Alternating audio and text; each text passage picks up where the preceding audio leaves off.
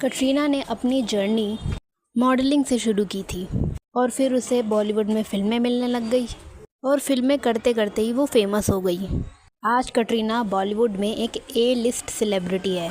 एक आउटसाइडर होने के बावजूद भी इस देश की ना होकर काफ़ी बड़ी स्टार बन गई है और के ब्यूटी ने तो कटरीना को और भी अमीर कर दिया।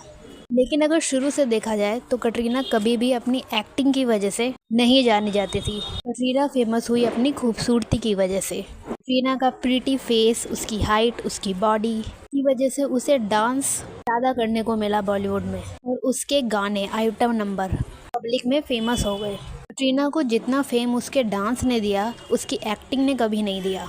इनफैक्ट कटरीना को तो ढंग से हिंदी भी नहीं बोलनी आती। आज भी आप कटरीना का वो फॉरेन एक्सेंट सुन सकते हो जब वो हिंदी बोलती है। मुझे नहीं लगता कि आज अगर बॉलीवुड में कोई फॉरेन एक्टर आए तो वो कटरीना जितनी फेमस हो सकती है।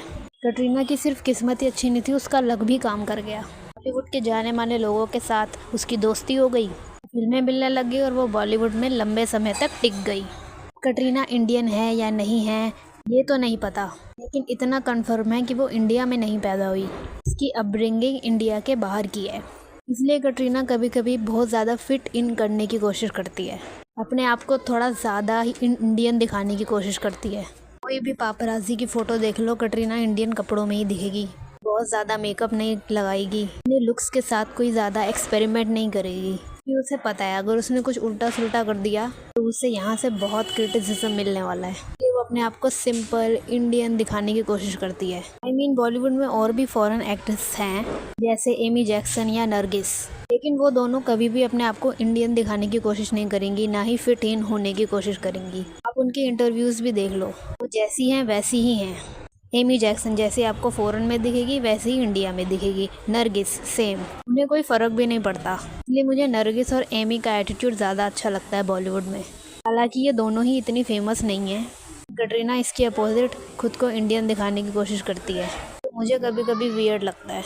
इंडियन ऑडियंस को अपील करने की कोशिश करती है, क्योंकि ऑब्वियसली उसको अपने प्रोडक्ट्स भी तो बेचने हैं। अब तो खैर कटरीना ने शादी ही इंडिया में कर ली है, लेकिन सबसे ज़्यादा प्रीटी प्रिविलेज अगर मिला है किसी को इस इंडस्ट्री में तो वो कटरीना को है।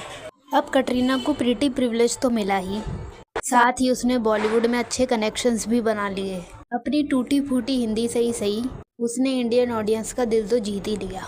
लेकिन अगर कटरीना के फ्यूचर की बात की जाए बॉलीवुड में तो अब कुछ ज़्यादा स्कोप बचा नहीं है, कि अब कटरीना को पहले की तरह खूबसूरती वाला एडवांटेज तो रहा नहीं। बोटॉक्स और फिलर करा कर उसने अपना चेहरा बेकार कर लिया। अब आइटम नंबर करके भी बॉलीवुड में ज़्यादा टाइम तक अब टिक नहीं सकते। आइटम नंबर्स का क्रेज़ भी अब ख़त्म सा हो गया है। सीरियस रोल मिल जाए बॉलीवुड फिल्मों में, इतनी अच्छी एक्टिंग कटरीना की है नहीं।